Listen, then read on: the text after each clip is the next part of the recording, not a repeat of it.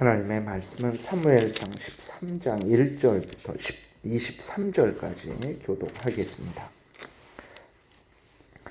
사울이 왕이 될 때에 40세라 그가 이스라엘을 다스린 지 2년에 이스라엘 사람 3,000명을 택하여 그 중에서 2,000명은 자기와 함께 믹막스와 베델산에 있게 하고 1,000명은 요나단과 함께 베냐민 기브아에 있게 하고 남은 백성은 각기 장막으로 보내리라. 요나단이 게바에 있는 블레셋 사람의 수비대를 치매 블레셋 사람이 이를 들은지라. 사울이 온 땅에 나팔을 불어 이르되 히브리 사람들은 들으라 하니 온 이스라엘이 사울이 블레셋 사람들의 수비대를 친 것과 이스라엘이 블레셋 사람들의 미움을 받게 되었다 함을 듣고 그 백성이 길갈로 모여 사울을 따르니라. 블레셋 사람들이 이스라엘과 싸우려고 모였는데 병거가 3만이요 마병이 6,000명이요 백성은 해변에 모래같이 많더라. 그들이 올라와 베다웬 동쪽 민막스에 진침해 이스라엘 사람들이 위급함을 보고 절박하여 굴과 수풀과 바위 틈과 은밀한 곳과 웅덩이에 숨으며 어떤 히브리 사람들은 요단을 건너 갓과 길르앗 땅으로 가되 사울은 아직 길갈에 있고 그를 따른 모든 백성은 떨더라. 사울은 사무엘이 정한 기한대로 이레 동안을 기다렸으나 사무엘이 길갈로 오지 아니하매 백성이 사울에게서 흩어지는지라. 사울이 이르되 번제와 화목 제물을 이리로 가져오라 하여 번제를 드렸더니 번제 드리기를 마치자 사무엘이 온지라. 사무엘이 나가 맞으며 문안하매 사무엘이 이르되 왕이 행하신 것이 무엇이냐 하니 사울이 이르되 백성은 내게서 흩어지고 당신은 정한 날 안에 오지 아니하였고 블레셋 사람은 믹막스에 모였음을 내가 보았으므로 이에 내가 이르기를 블레셋 사람들이 나를 치러 길갈로 내려오겠거늘 내가 여호와께 은혜를 간구하지 못하였다 하고 부득이하여 번제를 드렸나이다 하니라. 사무엘이 사울에게 이르되 왕이 망령되이 행하였도다. 왕이 왕의 하나님 여호와께서 왕에게 내리신 명령을 지키지 아니하였도다. 그리하였더라면 여호와께서 이스라엘 위에 왕의 나라를 영원히 세우셨을 것이거늘 지금은 왕의 나라가 길지 못할 것이라. 여호와께서 왕에게 명령하신 바를 왕이 지키지 아니하였으므로 여호와께서 그의 마음에 맞는 사람을 구하여 여호와께서 그를 그의 백성의 지도자로 삼으셨느니라 하고 사무엘이 일어나 길갈에서 떠나 베냐민 기브아로 올라가니라. 사울이 자기와 함께한 백성의 수를 세어보니 600명 가량이라. 사울과 그의 아들 요나단과 그들과 함께한 백성은 베냐민 게바에 있고 블레셋 사람들은 민막스에 진쳤더니 노략군들이 세 대로 블레셋 사람들의 진영에서 나와서 한 대는 오르라 길을 따라서 수알 땅에 이르렀고 한 대는 베토른 길로 향하였고 한 대는 광야 쪽으로 스보임 골짜기가 내려다 보이는 지역길로 향하였더라. 그때에 이스라엘 온 땅에 철공이 없었으니 이는 블레셋 사람들이 말하기를 히브리 사람이 칼이나 창을 만들까 두렵다 하였음이라. 온 이스라엘 사람들이 각기 보습이나 삽이나 도끼나 괭이를 버리려면 블레셋 사람들에게로 내려갔었는데 곧 그들이 괭이나 삽이나 쇠스랑이나 도끼나 쇠채찍이 무딜 때에 그리하였으므로 싸우는 날에 사울과 요나단과 함께한 백성의 손에는 칼이나 창이 없었고 오직 사울과 그의 아들 요나단에게만 있었더라. 블레셋 사람들의 부대가 나와서 민막스 어귀에 이르렀더라. 아멘. 기도드리겠습니다. 살아계신 하나님 아버지 감사합니다. 이 시간 하나님의 말씀을 전하고 듣습니다. 성령께서 역사하셔서 우리를 향한 하나님의 뜻을 잘 깨달아 알게 도우소서. 하나님이 성경을 통해서 알려주시는 대로 잘 믿고 따르게 도우소서. 예수 그리스도의 이름으로 기도드렸습니다. 아멘. 오늘 본문 1절에 보게 되니까 이제 사울이 40세 왕이 됐고 그 다음에 왕이 된 지 2년이 되었습니다. 그리고 어느 정도 이제 왕으로서의 체계가 점점 갖추어져 가고 있어요. 그래서 백성 중에서 3,000명을 모았고 3천 명 중에서 이제 2천 명은 사울과 함께하고 또 1,000명은 요나단과 함께 베냐민 기브아에 있게 했습니다. 근데 이제 어느 정도 체계가 갖추지만 이것은 조금 전체적인 이스라엘 전체적인 체계는 전혀 갖추어지지 않은 거죠. 자신과 함께하는 군사 2,000명, 그 다음에 최전방에서 요나단과 함께하는 군사 1,000명, 이것은 너무 적은 숫자입니다. 어쨌든 그럼에도 불구하고 이제 어느 정도 점점 체계가 갖추어 가고 있는 상황입니다. 이때 그 사울은 요나단을 시켜서 블레셋 사람의 수비대를 칩니다. 오늘 본문에 그 보게 되면 이제 3절에 요나단이 게바에 있는 블레셋 사람의 수비대를 쳤다 이렇게 기록이 되어 있어요. 그런데 4절에 온 이스라엘이 사울이 블레셋 사람들의 수비대를 친 것과 라고 이렇게 기록이 되어 있는 것을 볼 때 요나단이 자기 마음대로 블레셋 수비대를 친 것이 아니라 이제 사울의 명령을 따라서 블레셋 수비대를 친 것으로 이렇게 우리가 볼 수 있습니다. 이로 인해서 무슨 일이 일어납니까? 블레셋 사람들이 이스라엘을 공격하기 위해서 모였어요. 모였는데 블레셋 사람들의 그 모인 숫자가 대단합니다. 병거가 3만이고 이제 마병이 6천이고 백성은 해변에 모래같이 많이 모인 거예요. 근데 사울은 참 이렇게 아직 왕으로서의 지혜가 없는 것이고 또 이때에 하나님을 전혀 의지하지도 않고 하나님의 명령을 따르지도 않은 것이라는 것을 우리가 확인할 수 있는데, 첫 번째로는 이제 사울이 전쟁을 그렇게 일으키려고 한다면, 아니면 이제 블레셋 사람들을 공격하려고 한다면 거기에 대한 모든 준비를 다 하고 그렇게 했어야 되는데 전혀 그렇게 하지도 않은 거예요. 그래서 먼저 요나단을 시켜서 블레셋 사람들을 공격하게 하고 그 후에야 이제 이스라엘 백성들을 모았던 것입니다. 근데 이스라엘 백성들을 모았을 때 이제 그것도 늦게 모은 거죠. 미리 모으고 공격을 하든지 그렇게 했어야 되는데 전혀 순서가 뒤바뀐 거죠. 그리고 이스라엘 백성들이 모였는데 그들이 가진 그러한 무기는 무엇입니까? 아무것도 없었어요. 사울 왕과 요나단만 칼이나 창을 가졌고 그 외에 다른 사람들은 이제 괭이나 삽이나 쇠스랑이나 뭐 도끼나 이런 것들만 가졌는데 그것도 날이 무딘 상태였습니다. 그러니까 아무런 준비도 없었던 거예요. 이스라엘 백성들이 블레셋을 치면 무슨 일이 일어나겠다. 그러면 어떻게 대비를 해야 되겠다. 어떻게 해서 또 공격을 해야 되겠다. 아무런 준비도 없이 이제 사울은 요나단을 시켜서 블레셋을 치게 했던 거죠. 그리고 무엇보다도 큰 문제는 무엇입니까? 하나님의 명령을 따른 것이 아니라는 거예요. 하나님의 약속 없이, 하나님을 의지함 없이 블레셋을 공격을 했던 것입니다. 그러니까 블레셋의 식민 지배를 받고 있는 상태죠. 왜 그러냐면 19절에 보게 되면 이스라엘 온 땅에 철공이 없었습니다. 왜 없었습니까? 하나님이 그렇게 능력 있는 전능하신 하나님이고 필요한 모든 것들을 채워주시는 하나님인데 이스라엘 백성들에게 철공이 없었어요. 왜 그렇습니까? 그 이스라엘 백성들이 블레셋의 식민 지배를 당하고 있었기 때문에 그렇습니다. 그래서 블레셋 사람들이 말하기를 히브리 사람이 칼이나 창을 만들까 두렵다라고 해갖고 그 이스라엘의 철공이 없도록 그렇게 이제 제재를 한 거죠. 그래서 이스라엘 백성들은 블레셋의 식민 지배를 받으면서 아무런 그런 무기를 가질 수 없었던 거예요. 그 전에도 훨씬 몇백 년 전에도 가나안 땅을 이제 점령을 할 때 여호수아에 의해서 그 가나안 땅을 점령을 할 때에도 그들은 칼과 창을 가지고 있었습니다. 그런데 그 하나님의 명령을 따르지 않고 하나님을 경외하지 않고 하나님을 의지하지 않고 그러므로 말미암아서 주변 나라의 식민 지배를 받게 되었고 지금 상황에서는 철공도 없는 그러한 비참한 상태에 이르게 되었던 거예요.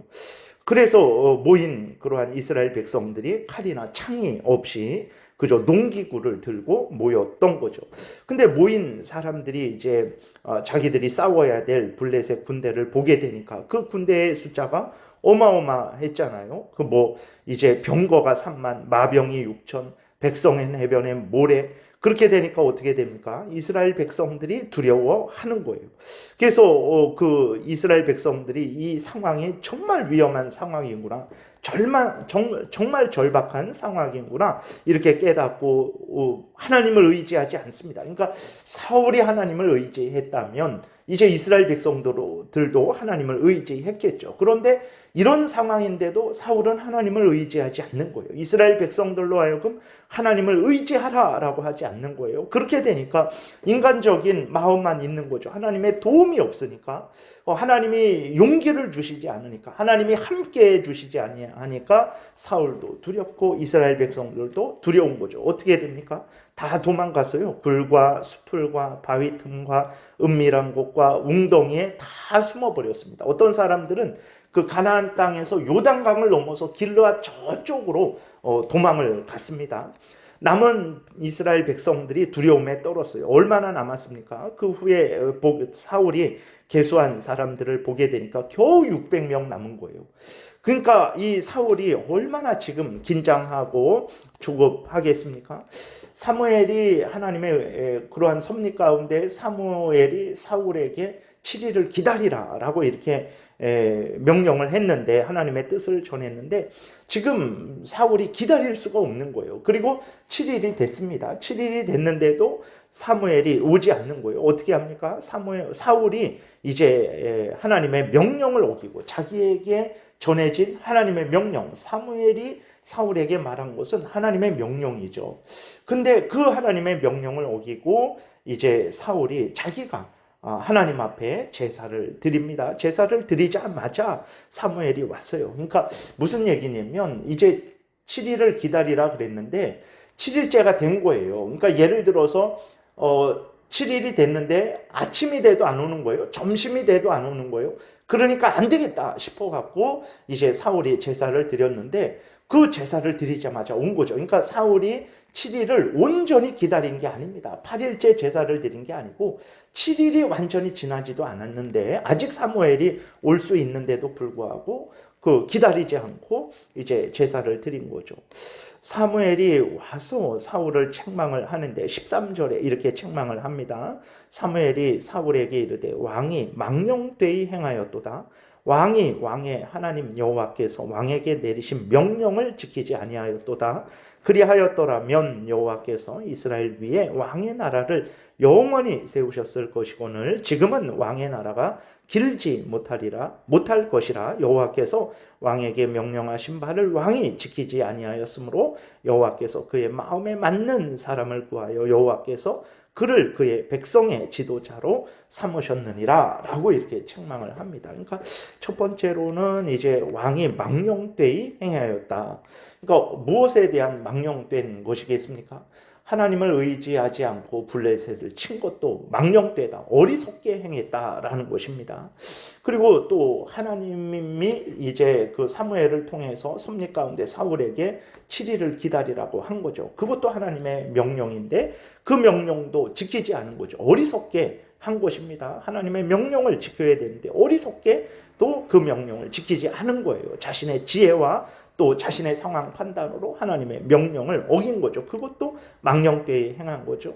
그리고 하나님은 분명히 왕은 왕으로서의 그 할 일, 제사장은 제사장으로서의 할 일을 정하셨습니다. 여러분, 이렇게 우리가 성경을 통해서 봤을 때 자기의 본분을 행하지 않는 것, 자기에게 주어진 그 본분을 행하지 않는 것이 얼마나 큰 죄입니까? 아담이 무슨 히틀러나 모택동이나 스탈린, 김일성 같은 악을 범했습니까? 그 정도의 것이 아니에요. 선악을 알게 하는 나무의 열매를 먹지 말라라는 그 명령을 어긴 것입니다. 그리고 레위기 10장에도 보게 되면 나답과 아비후가 제사장으로 세워졌어요. 일주일 동안 위임식을 거쳐서 제사장으로 세워졌어요. 근데 제사장으로 세워지자마자 하나님이 명령하신 불로 이렇게 분향하지 않고 자기들이 다른 불로 분향했어요. 어떻게 됐습니까? 그 일로 인해서 제사장으로 세워지자마자 첫 번째 제사를 드리는 일인데 하나님께서 불을 보내서 그들을 태워서 그들에게 벌을 내리셨습니다. 하나님의 그 명령을 어기는 것, 그것은 우리들은 그럴 수 있는 것 아닌가라고 생각을 하지만 그것이 바로 죄고, 하나님을 거역한 죄고, 불신앙의 죄고, 영원한 지옥불에 던져져야 될 죄라는 것을 우리는 잊지 말아야 됩니다. 그래서 사울 왕이 이렇게 하나님의 명령을 어긴 것이죠. 그리고 그렇게 된 거예요. 그래서 사무엘은 사울에게 이제 망령되이 행했다, 어리석게 행했다, 하나님의 명령을 지키지 않았다라고 이제 책망을 하고, 그렇기 때문에 하나님께서 당신을 버릴 것이다. 그렇죠. 하나님의 나라죠. 하나님이 이스라엘 백성의 지도자로 삼았는데 하나님의 뜻을 따라 행하지 않고 하나님의 뜻을 따라 이스라엘 백성들을 인도하지 않는 거죠. 그러한 일꾼이 뭐가 필요합니까? 여러분들, 이것이 하나님이 과도하게 사울에게 형벌하시는 것입니까? 그러지 않죠. 만약에 우리들이 어떤 작은 가게를 이제 운영을 한다고 생각해 보세요. 근데 이제 일하는 사람이 우리의 말을 우리가 원하는 대로 하나도 하지 않고 자기 마음대로 오히려 손해를 끼치고 뭐 여러 가지 피해를 준다라고 생각해 보세요. 그 사람을 계속해서 데리고 있겠습니까? 그럴 수 없는 거예요. 그러니까 하나님도 이스라엘 백성들 위에 사울 왕을 세운 것은 그 사울 왕을 통해서 하나님의 뜻을 이루고 이스라엘 백성들로 하여금 하나님을 잘 섬기게 이제 하려는 것이었어요. 근데 전혀 그러한 일을 하지 않은 거죠. 그런 사울을 향하여 하나님이 망령되다, 어리석다 라고 이렇게 책망을 한 것이고, 또 당연히 이제는 하나님이 하나님의 뜻을 따르는 사람을 이제 이스라엘의 백성의 지도자로 삼을 수밖에 없었던 것이라는 것을 우리가 분명하게 기억해야 됩니다. 그리고 무엇보다도 사울이 하나님을 향하여 어리석게 행하고 하나님을 만홀히 여겼습니다. 왜 그러냐 그랬을 때에 제사 자체에 능력이 있는 것이 아닙니다.